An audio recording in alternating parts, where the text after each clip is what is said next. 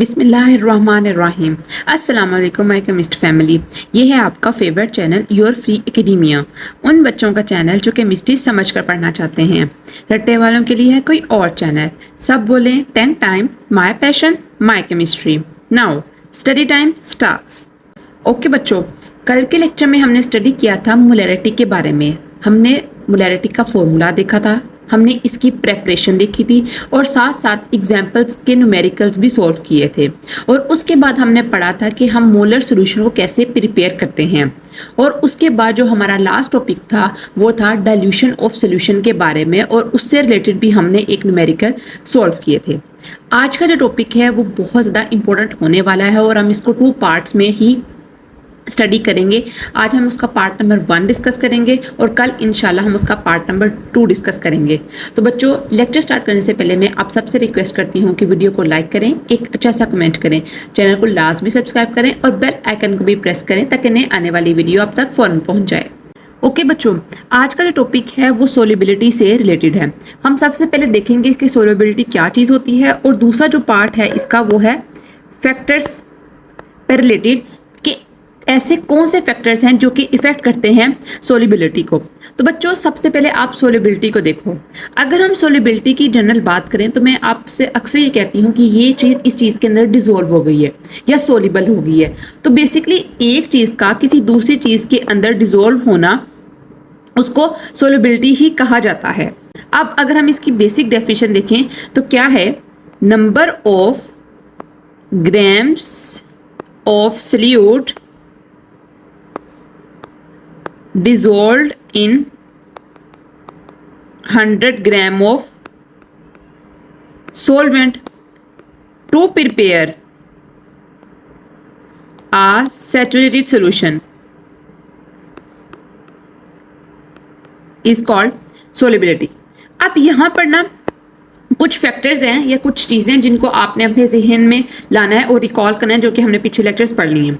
Solubility की definition में बताते हैं कि नंबर ऑफ ग्राम्स हैं किस चीज़ के, सोल्यूट के, जिसको आपने डिसॉल्व किया है 100 ग्राम ऑफ सोलवेंट के अंदर, ताकि आप बना सकें एक सैचुरेटेड सोल्यूशन पार्टिकुलर टेम्परेचर के ऊपर। मींस अगर आप रूम टेम्परेचर की बात करें 25 डिग्री सेल्सियस के ऊपर, इसके ऊपर आप एक सोल्यूशन को प्रिपेयर कर सकें। तो बच्चों, ये आप पहले देखो कि कौन सा सोल्यूशन प्रिपेयर किया उन्होंने। ग्राम्स, जो सोल्यूट है वो भी ग्राम्स में, जबकि सोलवेंट भी ग्राम्स में है। तो बेसिकली उन्होंने प्रिपेयर किया है mass by mass percentage solution वाला, कि जिसके अंदर ग्राम्स, सोल्यूट भी ग्राम्स में जबकि सोलवेंट भी ग्राम्स में है। तो सोल्युबिलिटी की डेफिनेशन क्या कह रहे हैं कि आपने सोल्यूट को लेना है ग्राम्स के अंदर और उसको डिसॉल्व करना है 100 ग्राम ऑफ सोलवेंट के अंदर। सपोज आप NaCl ले रहे हो 10 ग्राम और आप उसको डिसॉल्व कर रहे हो 90 ग्राम ऑफ सोलवेंट के अंदर, ताकि टोटल का जो सम बने वो 100 ग्राम बने। क्या ये आपके पास बना है? एक सैचुरेटेड सोल्यूशन बना है एक पार्टिकुलर टेम्परेचर के ऊपर, जो कि है 25 डिग्री सेल्सियस। हम रूम टेम्परेचर को एग्जांपल करें तो ये हमारे पास क्या हुई, सोल्युबिलिटी हुई। ठीक है, अब हम देखते हैं कि कौन से ऐसे फैक्टर्स हैं जो कि इफेक्ट करते हैं सोल्युबिलिटी को। सबसे पहले जो फैक्टर होता है वो होता है सोल्यूट सोलवेंट अट्रैक्शन, नंबर 1 पर, और नंबर 2 पर आता है टेम्परेचर। आज हमारा सिर्फ ये टॉपिक है सोल्यूट और सोलवेंट इंटरेक्शन का, इसी को हम समझेंगे, इंटरेक्शन सॉरी। टेम्परेचर को हम इंशाल्लाह कल डिस्कस करेंगे। सोल्यूट सोलवेंट इंटरेक्शन से पहले मैं आपको एक चीज़ पहले बता दूं। जब हम कंपाउंड्स के बारे में पढ़ रहे थे, अब जब नंबर 3 के अंदर हमने वहां पर देखे थे polar compounds, non polar compounds, covalent compounds, ये सारे कंपाउंड्स और आयनिक बॉन्ड्स हमने स्टडी किए थे। बॉन्ड्स भी स्टडी किए थे और उनसे बनने वाले कंपाउंड भी स्टडी किए थे। वहां पर मैं बार बार एक चीज़ बताती रही हूँ आपको, आयनिक कंपाउंड हो या कोवलेंट कंपाउंड हो, कि कोवलेंट कंपाउंड्स ने क्या करना है, किसमें सोल्यूबल होना है, पोलर कोवलेंट कंपाउंड्स के अंदर या पोलर सोलवेंट्स के अंदर। आयोनिक कंपाउंड्स ने सोल्यूबल होना है किस चीज़ के अंदर, पोलर सोलवेंट्स के अंदर। तो आज हम देखेंगे कि इसके पीछे बेसिकली रीजन क्या है, कौन सी ऐसी चीज है जो कोई प्रोवोक करती है कि एक पोलर कोवलेंट कंपाउंड जो है वो क्यों एक पोलर सोलवेंट के अंदर ही सोल्यूबल होगा, ना कि एक नॉन पोलर सोलवेंट के अंदर। इस प्रिंसिपल को, जिसके बेसिस के ऊपर सोल्यूट जो होते हैं, सोल्यूबल होते हैं सॉल्वेंट के अंदर, उसको कहा जाता है लाइक डिसॉल्व लाइक प्रिंसिपल। ये सोल्यूशन का सबसे बेसिक और मोस्ट इंपॉर्टेंट प्रिंसिपल है, लाइक डिसॉल्व लाइक। आप यहां से समझो कि लाइक डिसॉल्व लाइक से क्या मुराद है, जो चीज सेम होगी वो डिसॉल्व करेगी अपने जैसी सेम चीज को। लाइक का मतलब क्या होता है, सेम। डिसॉल्व करेगी अपने अंदर, डिसॉल्व करेगी लाइक अपने जैसी चीज को। तो ये लाइक डिसॉल्व लाइक का प्रिंसिपल है। एग्जाम्पल देखते हैं। हमने पढ़ा था कि जो आयोनिक कंपाउंड्स होते हैं क्या होते हैं, वो पोलर होते हैं। क्यों पोलर होते हैं? क्योंकि उनके पास पोलैरिटी एग्जिस्ट करती है। किसकी वजह से? इलेक्ट्रोनेगेटिविटी डिफरेंस की वजह से। ये बातें बहुत पुरानी हैं, हम पढ़ चुके हैं, ठीक है। अब 2 चैप्टर हमने कंप्लीट भी अपने कर लिए, 6 चैप्टर पर हैं हम। मैं सिर्फ इस वजह से आपको रिकॉल करवा रही हूँ ताकि आपको कुछ याद है कि नहीं याद, ये आप अपना चेक करो, ठीक है। तो पोलैरिटी किस वजह से इंड्यूस होती है? इलेक्ट्रोनेगेटिविटी की वजह से। अब आयोनिक कंपाउंड जो होते हैं वो पोलर होते हैं। फॉर एग्जाम्पल NaCl, इनके दरमियान पोलैरिटी एग्जिस्ट करती है। सोडियम के ऊपर पॉजिटिव चार्ज होता है और क्लोरीन के ऊपर नेगेटिव चार्ज होता है। अब ये जो है ये सिर्फ पोलर सॉल्वेंट के अंदर ही सोल्यूबल होगा। पोलर सॉल्वेंट जैसे वाटर, H2O पोलर सॉल्वेंट है, इसके ऊपर भी चार्ज पोलैरिटी एग्जिस्ट करती है, तो ये इसमें ही क्या होगा, सोल्यूबल होगा, ठीक है। दूसरा प्रिंसिपल क्या है कि जो कोवलेंट कंपाउंड्स होंगे, अब कोवलेंट कंपाउंड्स भी हमने 2 तरह के पढ़े थे। एक थे हमारे पास पोलर कोवलेंट कंपाउंड्स और एक थे non polar covalent compounds. Polar covalent compounds कौन से थे बच्चों? पोलर कोवलेंट कंपाउंड्स वो थे जिसके अंदर पोलैरिटी एग्जिस्ट कर रही थी, डिफरेंट टाइप ऑफ एटम्स के दरमियान बनने थे। और नॉन पोलर कौन से थे? जिनके दरमियान इलेक्ट्रोनेगेटिव डिफरेंस जो था, डायपोल मोमेंट जो था वो 0 था। उनके अंदर क्या हो रहा था, पोलैरिटी एग्जिस्ट नहीं कर रही थी, ठीक है। अब इसका प्रिंसिपल क्या है कोवलेंट कंपाउंड्स का? इसका प्रिंसिपल भी सेम यही है कि जो पोलर कोवलेंट कंपाउंड होंगे वो सोल्यूबल होंगे किसके अंदर? पोलर सॉल्वेंट्स के अंदर, ठीक है। फॉर एग्जाम्पल कोई भी आप पोलर सॉल्वेंट ले लो, जैसे कि हमारे पास होता है शुगर। शुगर जो है वो एक पोलर कोवलेंट कंपाउंड है, ठीक है। ये सोल्यूबल होगा किसके अंदर? वाटर के अंदर, ठीक है। अब अगर हम नॉन पोलर कोवलेंट कंपाउंड्स की बात करें तो बच्चों जो नॉन पोलर कोवलेंट कंपाउंड्स होंगे वो सोल्यूबल होंगे किसके अंदर?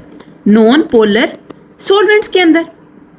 नॉन पोलर कोवलेंट कंपाउंड्स कौन से होते हैं? जैसे हमारे पास आ गया बेंजीन, एक नॉन पोलर कोवलेंट कंपाउंड है। क्या वो वाटर में सोल्यूबल होगा? Not at all, it will be not soluble in water. क्यों? क्योंकि ये एक नॉन पोलर कोवलेंट कंपाउंड है। लाइक डिसॉल्व लाइक का प्रिंसिपल ही यही है कि जो चीज पोलर होगी वो पोलर में डिसॉल्व होगी, जो नॉन पोलर होगी वो नॉन पोलर के अंदर डिसॉल्व होगी। इसके अगर 3 पॉइंट्स मैंने आपको ऐसे जल्दी जल्दी बता दिए, 3 पॉइंट्स उसके इस तरह वो कहते हैं, पोलर सब्सटेंसेस, आपकी बुक पे लिखा हुआ है, are soluble in polar solvents. For example कैसे? NaCl एक पोलर सब्सटेंस है, ठीक है। सोल्यूबल किस में हो रहा है? पोलर सॉल्वेंट कौन है? एक वाटर के अंदर, ये अच्छी तरह सोल्यूबल हो रहा है, एग्जाम्पल सेटिस्फाई होगी। नेक्स्ट पे कहते हैं non polar substances are not soluble in polar solvents, ठीक है।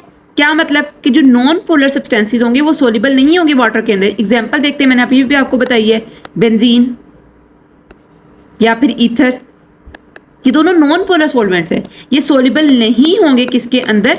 वाटर के अंदर। नंबर 3 पे वो कहते हैं non polar substances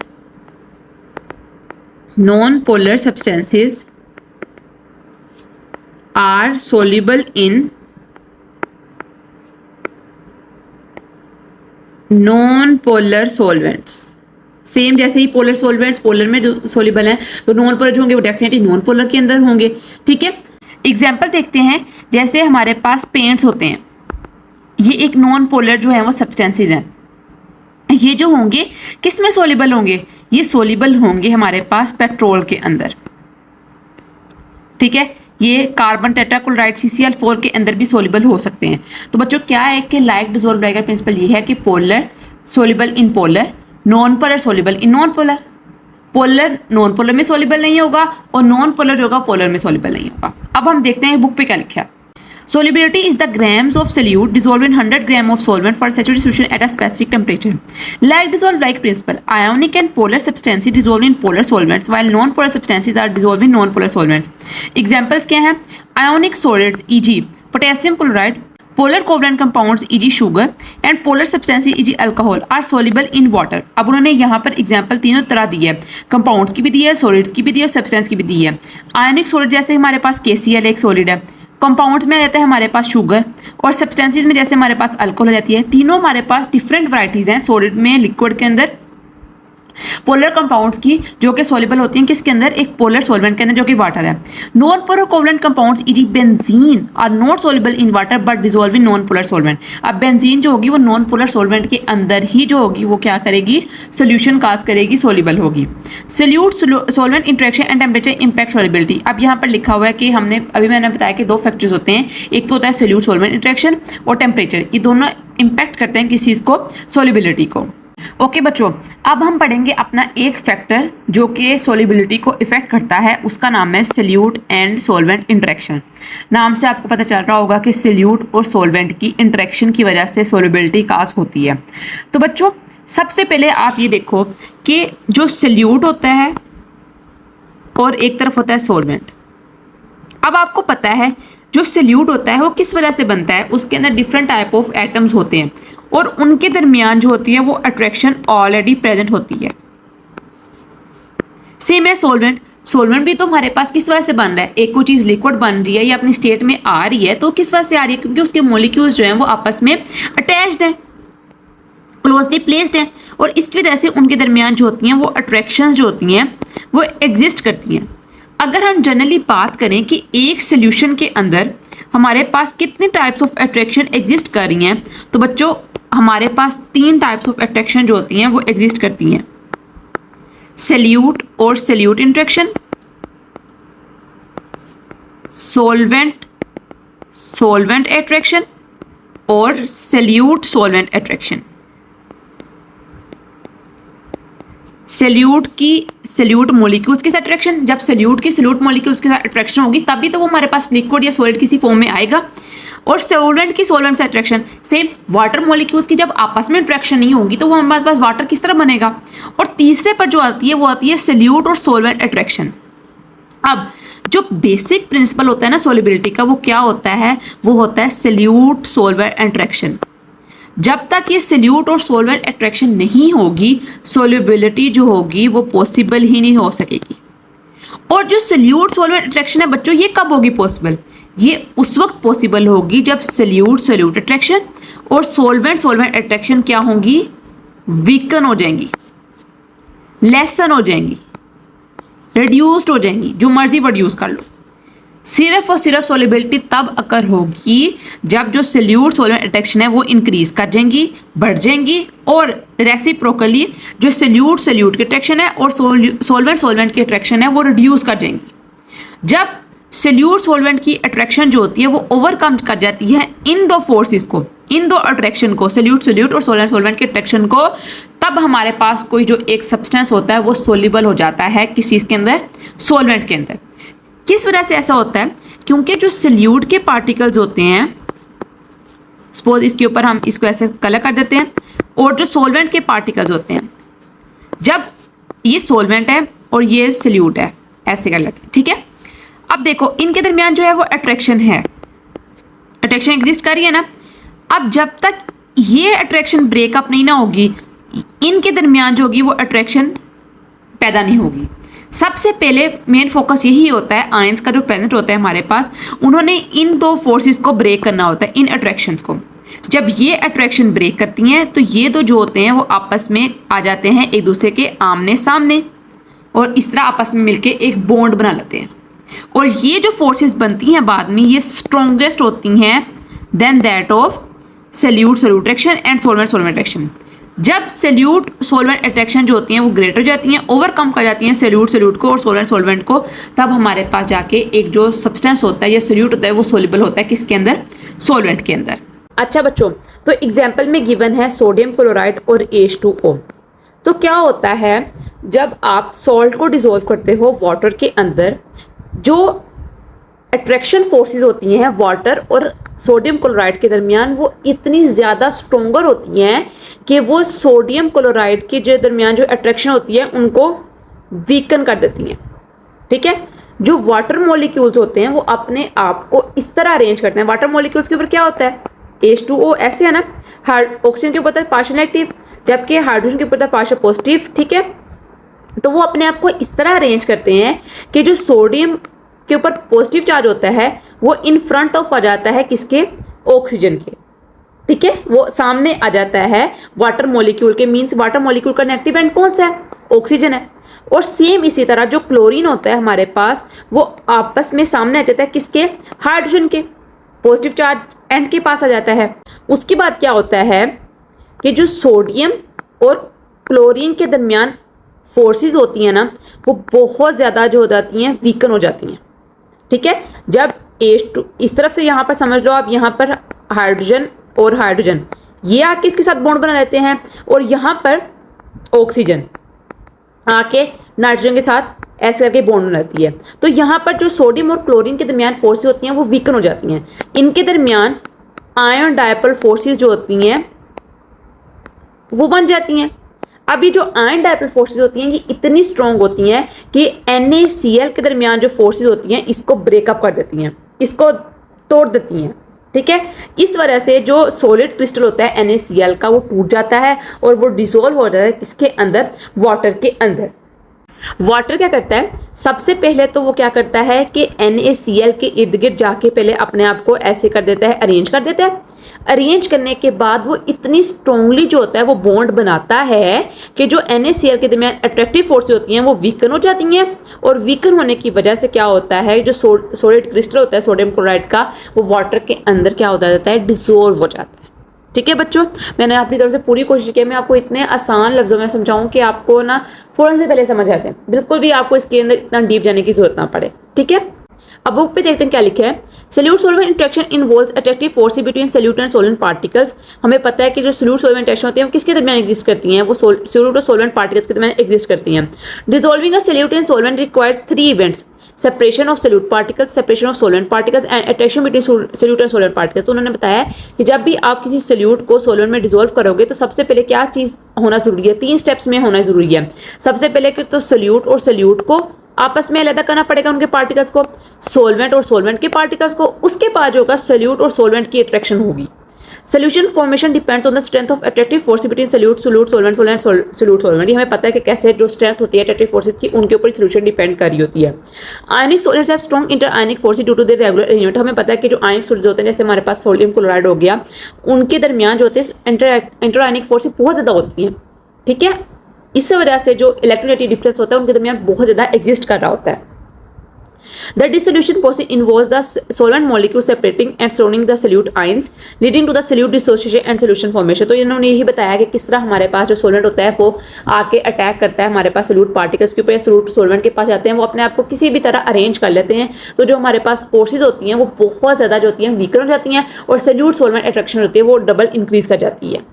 NaCl dissolve readily in water due to strong attractive attraction between the ions of NaCl and the polar molecules of water। उन्होंने बताया कि NaCl जो होता है हमारे पास वाटर में इसी वजह से सोल्यूबल हो जाता है क्योंकि स्ट्रॉन्ग अट्रैक्टिव फोर्सेज होती हैं वो डोमिनेट कर जाती हैं किसके दरमियान से, सोल्यूट मतलब कि NaCl के दरमियान और सोल्वेंट मींस वाटर के दरमियान से। इसलिए these attractions overcome the attractive forces between the Na and Cl ions in solid NaCl crystal। मैंने अभी बताया water molecules have dipoles with a positive end and a negative end। In the dissolution process the positive end of water dipole is oriented towards the chloride ions and the negative end is oriented towards the sodium ions। इस तरह water molecules होता है वो जाके फौरन से पहले अपने आप को अरेंज कर लेता है, क्यों, ताकि वो सोडियम क्लोराइड के दरमियान अट्रैक्शन को कम कर सके। जैसे ही अट्रैक्शन कम होती है तो वो डोमिनेट कर जाता है और हमारे पास सोल्यूट सोल्वेंट अट्रैक्शन डोमिनेट कर जाती हैं और जो सोल्यूट होता है वो सोल्यूबल हो जाता है। Ion dipole attraction between sodium ions and water molecules and chloride and water molecules strong causing these ion to be pulled from the position in crystal as at NaCl dissolves in water. बच्चों यहाँ पर देखो क्या हो रहा है, ये NaCl का क्रिस्टल पड़ा हुआ है। ठीक है, मैंने आपको पहले भी बताया था कि कैसे सोडियम दरमियान होता है उसके सराउंड आपके 6 क्लोराइड मिलेंगे, 4 क्लोराइड बनेंगे, उसके बाद क्लोराइड दरमियान होता है उसके इर्द गिर्द आपको इस 4 सोडियम मिलेंगे। तो यहाँ पर देखो क्या है, यहाँ पर जो पॉजिटिव है वो हमारे पास क्या है, सोडियम है, जबकि नेगेटिव जो है वो है हमारे पास क्लोराइड।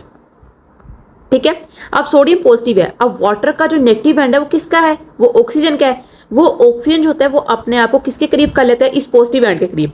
जब वो पॉजिटिव आयन के करीब कर लेता है तो सारे जो पॉजिटिव आयन होते हैं उनको अट्रैक्ट कर लेता है इस तरह, ठीक है। दरमियान में पॉजिटिव आ गया और इर्द गिर्द जो हो गया हमारे पास क्या आ गए, नेगेटिव चार्ज। ये नेगेटिव चार्ज है, ऑक्सीजन का एटम इसलिए बड़ा दिखाया गया क्योंकि ऑक्सीजन जो है वो हाई इलेक्ट्रोनेगेटिव है, उसके वो ज्यादा इलेक्ट्रॉनिक क्लाउड कवर कर रहा है, जबकि हाइड्रोजन जो है वो छोटे छोटे दिखाएंगे। ये ऐसा लग रहा है जैसे बियर का फेस होता है, स्मॉल क्यूट बियर का। नेक्स्ट जो है वो हमारे पास ये क्लोराइड है। अब जो हाइड्रोजन होते हैं ना वो अपने आप को इस तरह अरेंज कर लेती हैं कि वो नेगेटिव चार्ज को अपने इर्द गिर्द सराउंड कर सकें। तो देखो यहाँ पे क्या हो रहा है, क्लोराइड दरमियान में एग्जिस्ट कर रहा है, जो हाइड्रोजन है उन्होंने अपने आप को अट्रैक्ट करवाया किसकी तरफ, नेगेटिव चार्ज ऑफ क्लोराइड की तरफ। इस तरह जो हमारे पास होती है सॉल्युबिलिटी अकर करती है आयनिक सॉलिड्स की। ओके बच्चों, आज के लिए इतना ही। आई होप सो कि आपको आज लेक्चर की बहुत अच्छी तरह समझ आएगी। मैंने अपनी तरफ से पूरी कोशिश की है कि मैं आपको ईजीएस्ट और सिंपलेस्ट वे में समझाऊं, ताकि आपको कोई भी डाउट्स और कोई भी इस तरह की कोई आपको जहन में कोई क्वेश्चन इस तरह का ना आए कि ये कैसे हो गया, ये कैसे हो गया, क्योंकि हमें अपनी एज में इस तरह के जो आंसर्स थे वो नहीं मिलते थे, हमें अब आके इस स्टेज पर आके मिले हैं। तो आई एक्सपेक्ट कि आपको इस लेक्चर की बहुत अच्छी तरह समझ आई होगी। कल मिलते हैं एक नई वीडियो के साथ, तब तक के लिए फी अमानिल्लाह।